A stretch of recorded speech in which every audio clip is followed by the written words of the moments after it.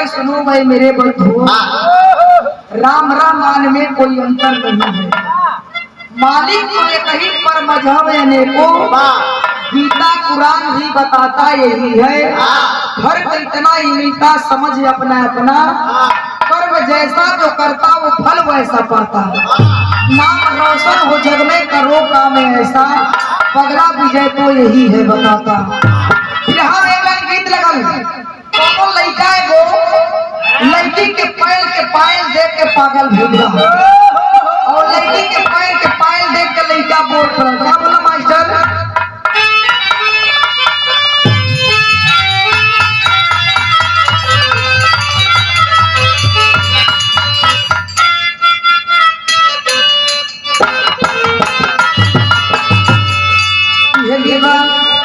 लड़का लड़की के पैर के पायल देख के कलश का कलश, अरे हाय रे तेरी, हाय रे तेरी, अरे हाय रे तेरी, हाय रे तेरी पायल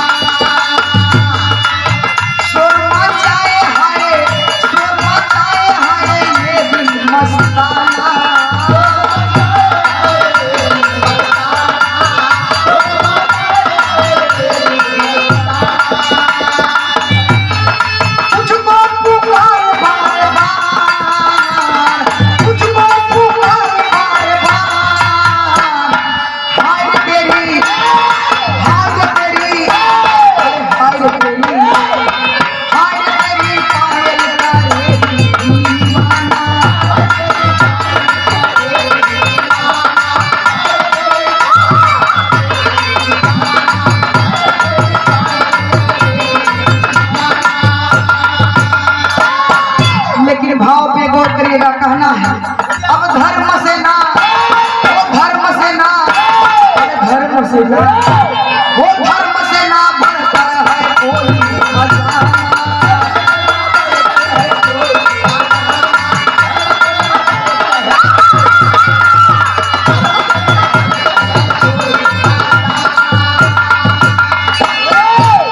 नरक में भी स्वर्ग है ये जानता जवान।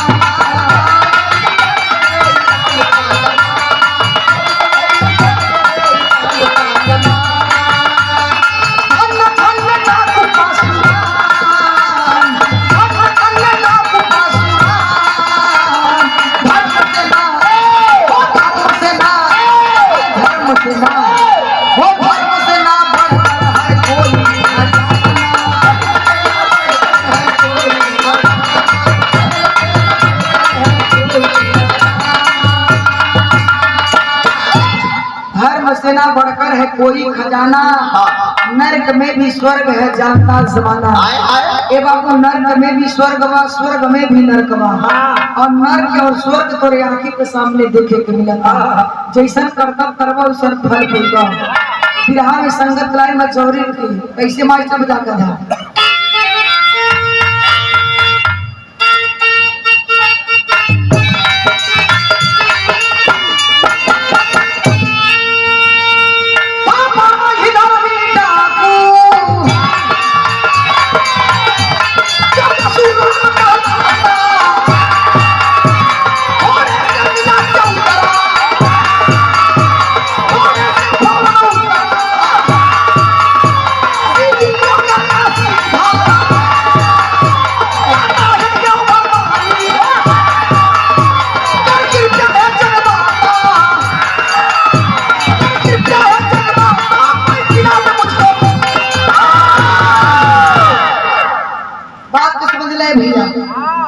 एक परशुराम नाम एक आदमी रहलन, परशुराम पांडे नाम के एक व्यक्ति रहलन। घोड़ा पे सवार होके जनपद महोदय अंदर जात रहलन।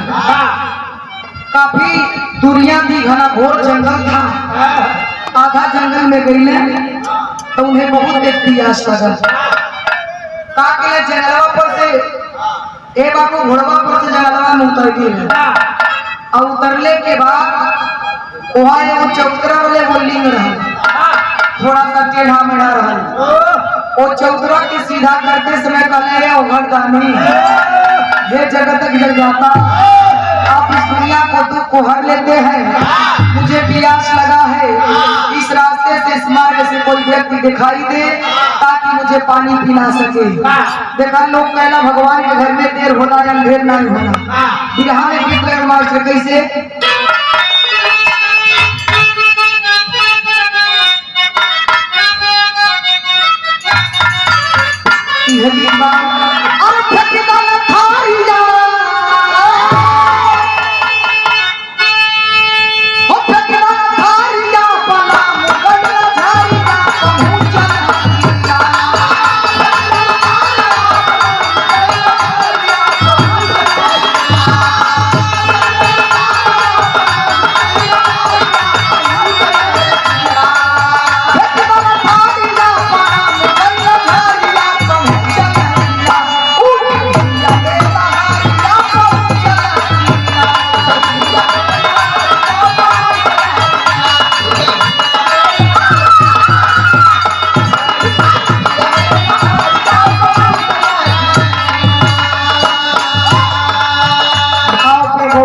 कहना है का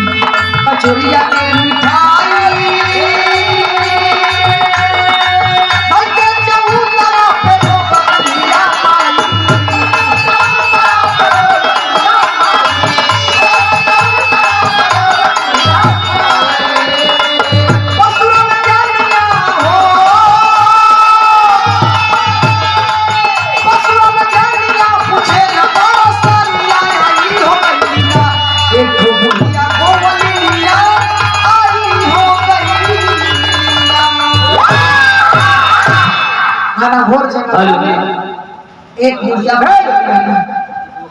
बुढ़िया मातारी बड़ी के रोवत परशुराम करे बाप रे बाप, एक हरा घोर जंगल में केहू दिखाई ना देत बा, हई बुढ़िया काहे रोवत बा। जाके परशुराम पूछ पर ले माई काहे रोवत हो, कोई मुसीबत के मारल हो। बुढ़िया माई ए बाबू परशुराम की बतिया सुन के कल से बेटा हमें लिए रोवत हई, तोहरिए नियर हमारे वो लाल रहला बेटा पतोई रहला, शादी ब्याह कौना कई दिल रहली, पतोई एगो बिटिया के जन्म देले रहल, जो ने बिटिया के नाम चंपा बतावल गई। एक ऐसन दुख ऐसन बीमारी चलल रहल कि हमारे बेटा पतोई दोनों दुनिया के छोड़ के चल गई। वो तो चल गई ना, लेकिन जन बिटिया चंपा बिया हम गरीबी से मुसीबत से लाचार पानी मारल हई, शादी योग हो गई बिया और जनबा शादी योग हो गई बा, लेकिन ओकर शादी कैले के हमके बड़ा दिक्कत परेशानी पड़त बा। तार सकलिया देखली हम हमरे लाल की याद आ गई है। परशुराम कह रे माई अगर तो बेटा हमारे से रहल ह, एक बात के चिंता मत करिए, समझ दूसर का बेटा तो मर गई, पहलका बेटवा मर गई, दूसर का बेटवा जन्म लिहला। अगर तो शादी में कितना बिटिया के खर्च लगी पूरा सामान के हम दे। बात की बुढ़िया सुनलस करी बाप रे बाप कि कैसा लड़का कहाँ रहेला, हमरे शादी में सामान दे। पूछ पड़ल बुढ़िया माता ने, पर भूलित होकर बुढ़िया माता परशुराम से बोली है, पर भूलित होकर बुढ़िया माता परशुराम से बोली है, खा लो मिठाई पी लो पानी हृदय का पट खोली है।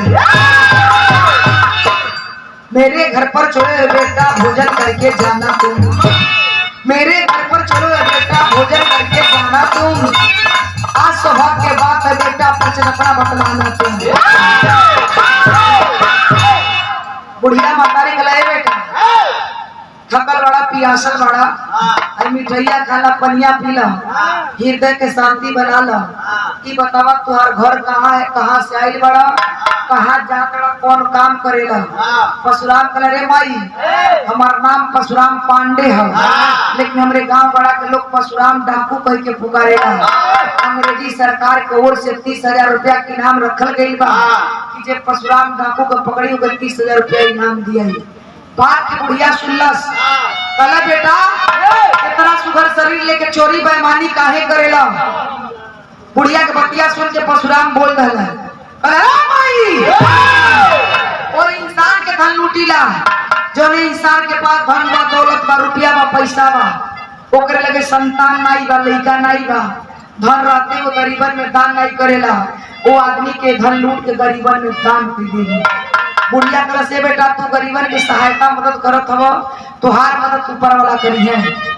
बुढ़िया बात के सुनलस, अब बात सुनने के बाद परशुराम बुढ़िया से कहलन, का कहलन गीत लगल मास्टर।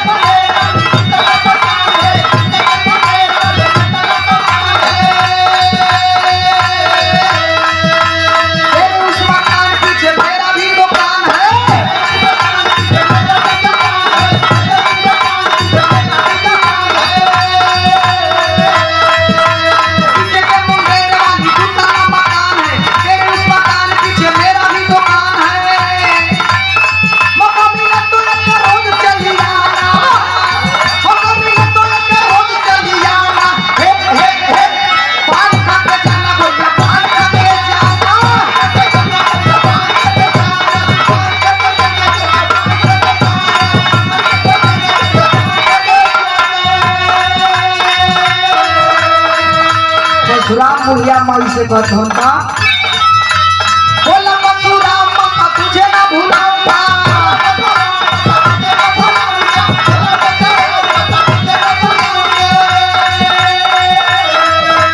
सुबह और शाम तेरे दरवाजे पे जाऊंगा,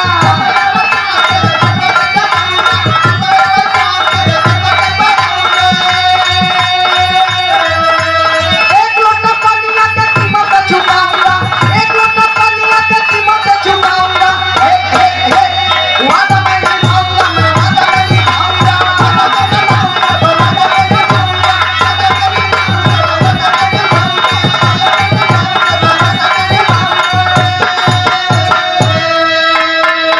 परशुराम कह रहा माई बात की चिंता मत करिए, एक लोटा पानी पिया दे रे कि हमारे ऊपर कर्ज हो गई, और जब तक जिए तब तक तो फर्ज के निभाई। कहले माई चिंता मत कर, तो बिटिया के जितना सारी खर्च बच लागी पूरा सामान के हम दे। बात की बुढ़िया सुनलस, घरे गई और सोचला से बतिया पर नतिनिया चंपा को बता दी, हमार नतिनिया बड़ा खुश हुई, जाके अपनी बिटिया चंपा से कहे लगल, कहले रे बिटिया तोर शादी में जितना खर्च बच लागी हमारे एक लड़का मिले बा पूरा सामान के देई। चंपा थोड़ा समझदार रहल, कहले रे माई आज तक कौन इंसान सामने नहीं आई, ओकर नाव का है, ओकर गांव का है, काम का करेला, हमसे उसे रिश्ता का हुआ। बुढ़िया की बतिया चंपा पर नतिनिया से कहत रहा, लेकिन वो गौवा के रहे वाला एगो प्रधान रहना, बतिया के चोरी छुपे सुनत रहना। बुढ़िया करे बेटी ओकर नाम परशुराम पांडे है, लेकिन गांव बड़ा के लोग परशुराम डाकू कह के पुकारेला। अंग्रेजी सरकार के ओर से 30,000 रुपया इनाम रखल बा, जे परशुराम के पकड़ी को 30,000 रुपया इनाम दिया है। बतिया के प्रधान सुनना चुप्पे से खड़ा भइले, थाने में दौड़ल चल गए, आ जाके थानेदार से जला दिए। अब 30 गो सिपाही सौदागर के भेष बना के और कोई प्रधान के दरवाजे पर डेरा गिरा दिया। जितना गांव बड़ा के लोग देखा सब कहो हो तो सब घोड़ा बेचे वाला है, लेकिन केहू नहीं जाना कि सौदागर के भेष बना कर सिपाही है। लेकिन देखा भाई का विराह में गीत लगा मास्टर,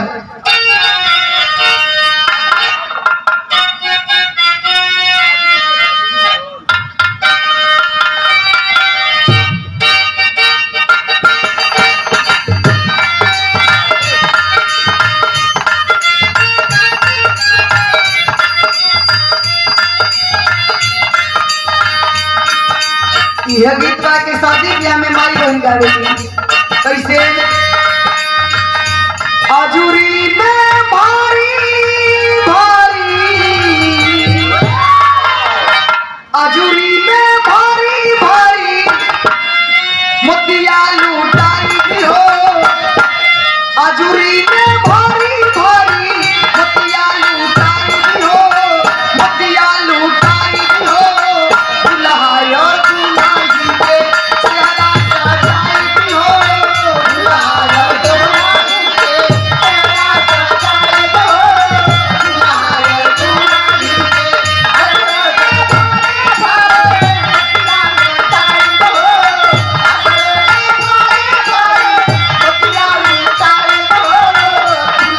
और दुल्हन के चेहरा सजाई हो दुल्हा और दुल्हन के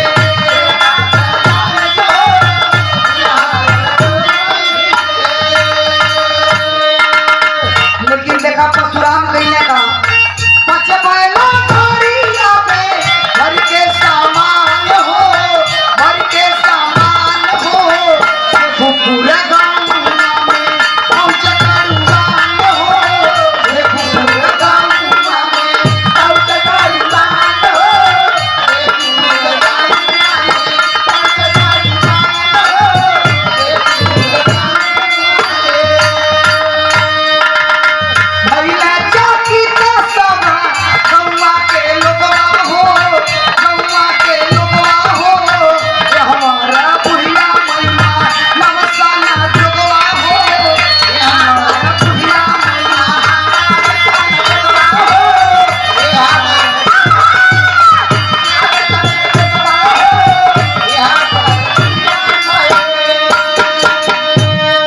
परशुराम चंपा के शादी में जितना खर्च बर्च लगेला पूरा सामान के 5 बैलगाड़ी में भरवा के भेजवा दिलन बुढ़िया माई सामान देखत क्या नाचत या गावत बा लेकिन देखा लोग कहेला जितना अपन बिगड़ल का नहीं दुख होला उतना दूसरे के बनल का देख के दुख होला गौर कर जाई परशुराम 5 बैलगाड़ी में सामान भर के भेजवला आज जैसे भेजोला ये बाबू गाँव बड़ा कर ले देखा था सोचा था कल ओहो बुढ़िया के दुआरी मरे भी व्यक्ति कमोइया नहीं इतना शादी सामान कहाँ से आवा लेकिन देखा भाई का तेरी बताओगी मास्टर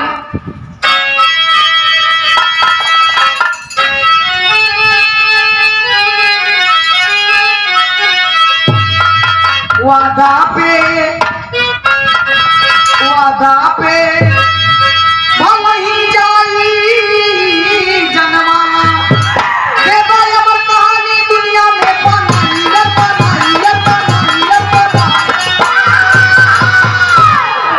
देवा अमर कहानी दुनिया में बनाई वादा पे भले जाई जनमा परशुराम सोचला कि प्राण भले चल जाई जगह लेकिन प्रवचन ना जाई पापड़ क्या में कहना है कैसे मास्टर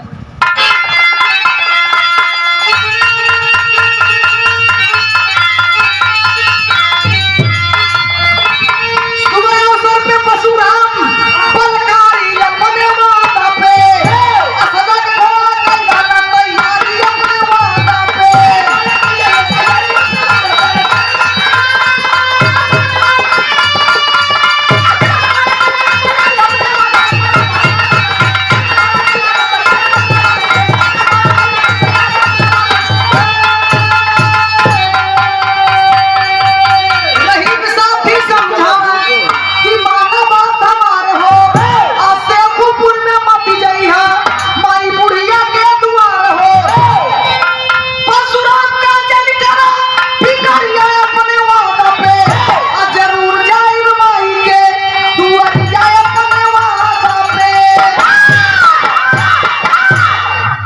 पे सवार होके परशुराम बुढ़िया के घरे जात न चंपा के कन्यादान करे खातिर परशुराम के एक मित्र रहलन जेकर नाम रहीम बतावल गई जात के मुस्लिम रहलन ए बाबू जात के मुस्लिम रहलन लेकिन पांडे से दोस्ती कैले रहलन जब परशुराम जाए लगलन तो रहीम समझावले ए मित्र शेखुपुरा में मत जइहा तोरे खातिर 30 को सिपाही आए हैं ताकि पकड़ ली है। परशुराम कहला कि अगर बुढ़िया माई दरवाजे पे जाए बनाए तो बुढ़िया माई ऐसा कई हजार माई हमरे पर से विश्वास तोड़ दी है। आज हम बुढ़िया माई द्वारे पे जरूर जाए। आगे के परशुराम चल दल मनवा में रहीम सोच रहा हो मित्र के फर्ज होला मित्रता निभावल। अगर हम जाए ना हमारे दोस्त के जान खतरे में बाटे। आगे के परशुराम पीछे पीछे रहीम चल दलन। आज जब वही बात देखा भाई का आलम बताओ करूँ इसके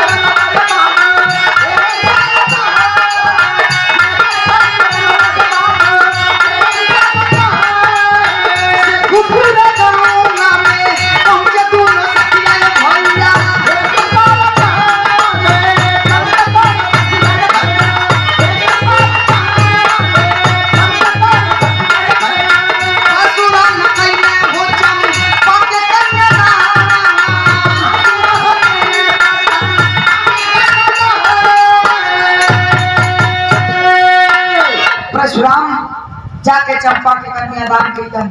कन्यादान कई को वापिस आवे लगलन। बुढ़िया समझावे लगले बेटा आज रुक जा दूसरे दिन जइहा। परशुराम कहना माई आज हमके दे जाए दे हम दूसरे दिन आए तोरे घर के कईयो रात रुक जाई। परशुराम मल्ला लाई आगे के चल दलन। अब परशुराम के पीछे रहीम चल दलन और रहीम के पीछे 30 सिपाही को चल दलन। अब जब 30 सिपाही गईले रहीम पीछे मुड़ के देखला 30 सिपाही पिस्तौल में गोली भर के 2 सिपाही के जान से मार धलन। अब तीसरा गोली जे ही तीसरा सिपाही पर चलाया तब तक उसमें का मेन खलनायक जो सिपाही था सरदार था एम साहब सिपाही पहला गोली रहीम के सीने में चला देता है। रहीम जमीनिया बेबाबू गिर गईलन। दूसर का गोली परशुराम पे चला दिलन। परशुराम के गोलियां ना लगल परशुराम के घोड़ा के गोलियां लग गई। घोड़ा जैसे जमीनिया पे गिरल घोड़वा के छोड़ के बाबू परशुराम भागे लगलन। भागत भागत कहाँ गईलन कोई जंगलवा में खाड़ी खड़िया में गईला और जैसे खड़िया में गिरले पूरे सिपाही उस खाड़ी को घिरवा लिए और घिरवाने के बाद अटपट बोली को बोलने लगे गाली गुप्ता देने लगे।